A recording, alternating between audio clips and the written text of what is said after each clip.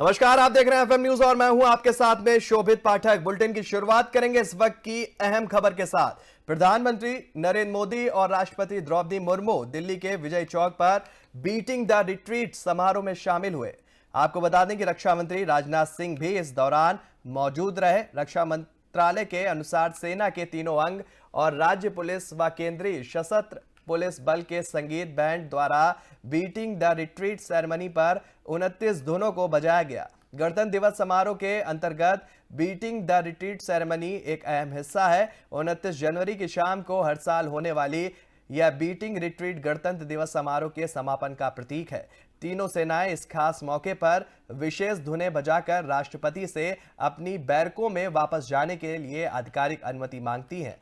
पारंपरिक धुनों के साथ मार्च पास्ट करती सेनाएं गणतंत्र दिवस समारोह के समापन की घोषणाएं भी करती हैं।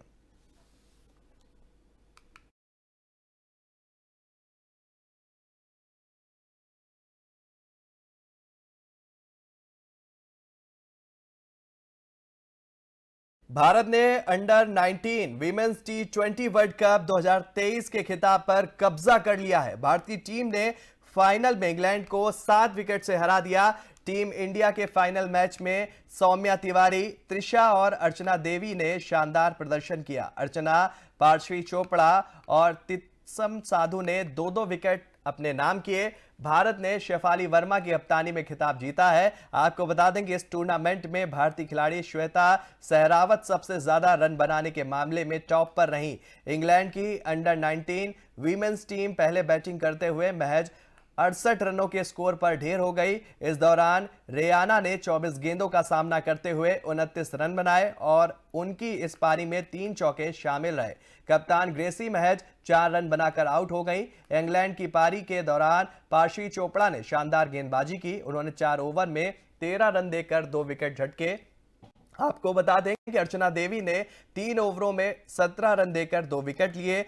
तित्स साधु ने 4 ओवरों में महज 6 रन दिए और 2 विकेट अपने नाम किए। कप्तान शेफाली वर्मा को भी एक सफलता हाथ लगी। उन्होंने 2 ओवरों में 16 रन दिए। सोनम यादव और मन्नत कश्यप ने एक एक विकेट लिया।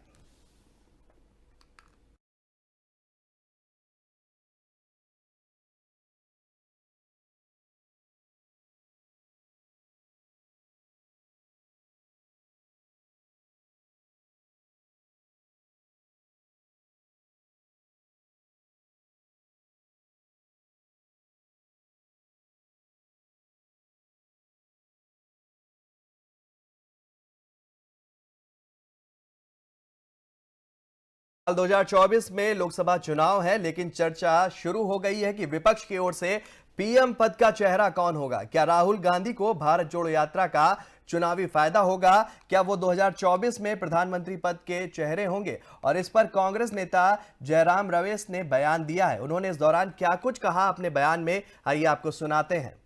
इतनी बड़ी यात्रा आजाद भारत के बाद किसी राजनेता ने नहीं की है। जिसने भी की है उसको लाभ मिला है। तो क्या ये मान लिया जाए कि प्रधानमंत्री बनने के लिए राहुल गांधी की एक कदम है और राहुल गांधी उस कदम की ओर आगे बढ़ चुके हैं? सभी तपस्वी अध्याय 2 भगवत गीता में जो उपदेश भगवान श्री कृष्ण को अर्जुन को दिया था वो याद करते हैं, उनके मन में रहता है। जब कोई काम करते हैं, कर्मण्येवाधिकारस्ते मां फलेषु कदाचन मां कर्म फल हेतुर्भूर मां ते संघोस्त्व कर्मणि। समझे? हे अर्जुन, तुम्हारा हक है काम करने का। काम के नतीजे पर ध्यान मत दो। तुम्हारा अधिकार है काम करने का, तुम्हारा धर्म है काम करने का। हमारा धर्म है भारत जोड़ो यात्रा निकालने का। उसके बाद क्या होगा देखा जाएगा, पर हम उस पर कोई ध्यान नहीं देते हैं। इसका नतीजा क्या होगा, कितनी सीटें आएंगी, क्या वोट शेयर बढ़ेगा, ये सब आप लोगों के लिए। पाकिस्तान की आर्थिक बदहाली से पूरी दुनिया वाकिफ है और इस बीच महंगाई से पहले से परेशान पाकिस्तान के लोगों को बड़ा झटका लगा है। आपको बता दें कि देश में पेट्रोल और डीजल की कीमतों में बड़ा इजाफा किया गया है। पाकिस्तान की सरकार ने पेट्रोल और डीजल की कीमतों में 35 रुपए प्रति लीटर की बढ़ोतरी की है और इसके साथ ही केरोसिन तेल के दाम भी बढ़ाए गए। पाकिस्तान की शहबाज शरीफ सरकार ने 29 जनवरी को पेट्रोलियम उत्पादों की नई कीमतों की घोषणा की है। पाकिस्तान की अर्थव्यवस्था चौपट होने की कगार पर है। आम लोगों के लिए रोजाना की जरूरी चीजें भी जुटा पाना मुश्किल हो रहा है। इस बीच पेट्रोल डीजल की कीमतों में भारी इजाफे ने आम लोगों की मुश्किलें और बढ़ा दी हैं। डॉलर के मुकाबले रुपए के दाम गिरने के बाद पाकिस्तान के वित्त मंत्री इशाक डार ने 29 जनवरी को पेट्रोल और डीजल की कीमतों में 29 जनवरी से 35 रुपए की बढ़ोतरी की घोषणा की है। वित्त मंत्री इशाक डार ने टेलीविजन पर अपने संबोधन में यह भी घोषणा की कि मिट्टी के तेल और लाइट डीजल तेल की कीमतों में 18 रुपए की बढ़ोतरी की गई है। अनौपचारिक कैंप को हटाने के बाद रुपए में डॉलर के मुकाबले ऐतिहासिक गिरावट आने के बाद यह वृद्धि हुई है। पाकिस्तान रुपए के मूल्य में भारी गिरावट के बाद अटकलें थीं कि सरकार कीमतों में 80 रुपए से अधिक की बढ़ोतरी कर सकती है। पाकिस्तान के वित्त मंत्री ने बताया कि उर्गा ने प्रधानमंत्री शहबाज शरीफ सरकार से अस्थायी जमाखोरी और पेट्रोल की कमी के बारे में अटकलों को रोकने के लिए तत्काल आधार पर नई दरों को लागू करने का भी अनुरोध किया था।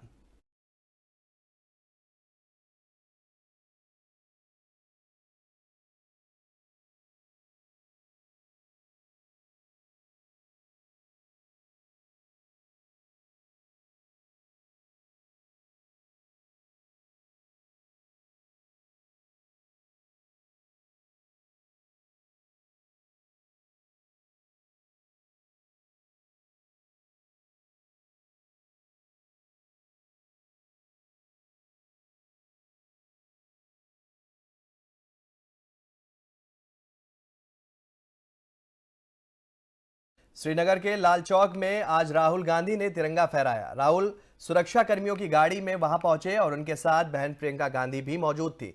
लाल चौक में तिरंगा फहराने के दौरान भारी तादाद में पुलिस बल तैनात रहा। पूरे इलाके को बैरिकेड्स लगाकर सील कर दिया गया था। आसपास की सभी दुकानें बंद करवा दी गईं। तिरंगा फहराते ही कांग्रेस कार्यकर्ताओं में गजब का जोश भी देखने को मिला।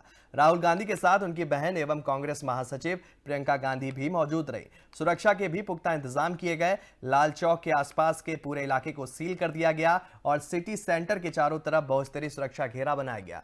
लाल चौक पर ध्वजारोहण कार्यक्रम के बाद रणदीप सुरजेवाला ने कहा कि लाल चौक से भारत का तिरंगा फहराकर हमने ये दिखाया है कि ना तो नफरत चलेगी, ना बंटवारा और ना ही विभाजन। इस देश में प्रेम मोहब्बत और भाईचारा चलेगा। मोदी सरकार को बेरोजगारी और महंगाई पर जवाबदेह होना ही पड़ेगा। आज देश में नफरत और विभाजन का माहौल है। 140 करोड़ लोग देश के प्रधानमंत्री से भी बड़े हैं। वो मोदी हो या कोई और हो, इस देश के लोग ही इस देश का झंडा है। आज हम देश को फिर से जोड़ने का ऐलान कर रहे हैं और इससे पहले शनिवार को जम्मू और कश्मीर की पूर्व मुख्यमंत्री व पीडीपी की प्रमुख महबूबा मुफ्ती भी यात्रा में शामिल हुई। महबूबा मुफ्ती अपनी बेटी के साथ भारत जोड़ो यात्रा में शामिल हुई। उन्होंने यात्रा की जमकर तारीफ भी की। इससे पहले नेशनल कॉन्फ्रेंस के नेता और जम्मू कश्मीर के पूर्व मुख्यमंत्री उमर अब्दुल्ला ने भी यात्रा में शामिल होकर समर्थन दिया। वहीं लाल चौक पर परमिशन मिलने के बाद कांग्रेस कार्यालय पर झंडारोहण कार्यक्रम को रद्द कर दिया गया और इसके बाद लाल चौक पर झंडा रोहण कार्यक्रम किया गया।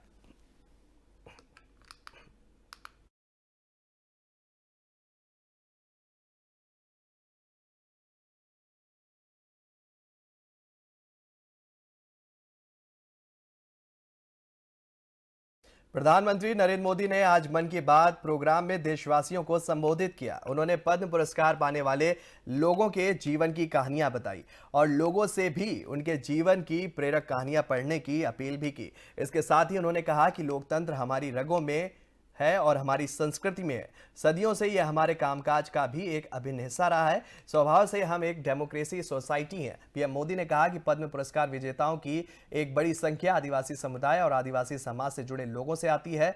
आदिवासी जीवन शहर के जीवन से अलग है और इसकी अपनी चुनौतियां भी हैं। इन सबके बावजूद आदिवासी समाज अपनी परंपराओं को बचाने के लिए हमेशा आतुर रहता है। पीएम ने कहा कि गणतंत्र दिवस समारोह में अनेक पहलू की काफी प्रशंसा हो रही है। 26 जनवरी की परेड के दौरान कर्तव्य पथ का निर्माण करने वाले श्रमिकों को देखकर बहुत अच्छा लगा। पीएम मोदी बोले कि मुझे खुशी है कि देश के हर कोने में जहां भी G20 समिट हो रही है वहां मिलेट से बने पौष्टिक आहार और स्वादिष्ट व्यंजन उसमें शामिल होते हैं। आप कल्पना कर सकते हैं कि देश का ये प्रयास और दुनिया में बढ़ने वाली मिलेट्स की डिमांड हमारे छोटे किसानों को कितनी ताकत देने वाली है। पिछले साल के 25 दिसंबर को हुए आखिरी मन की बात कार्यक्रम में पीएम मोदी ने साल भर की उपलब्धियों को बताया।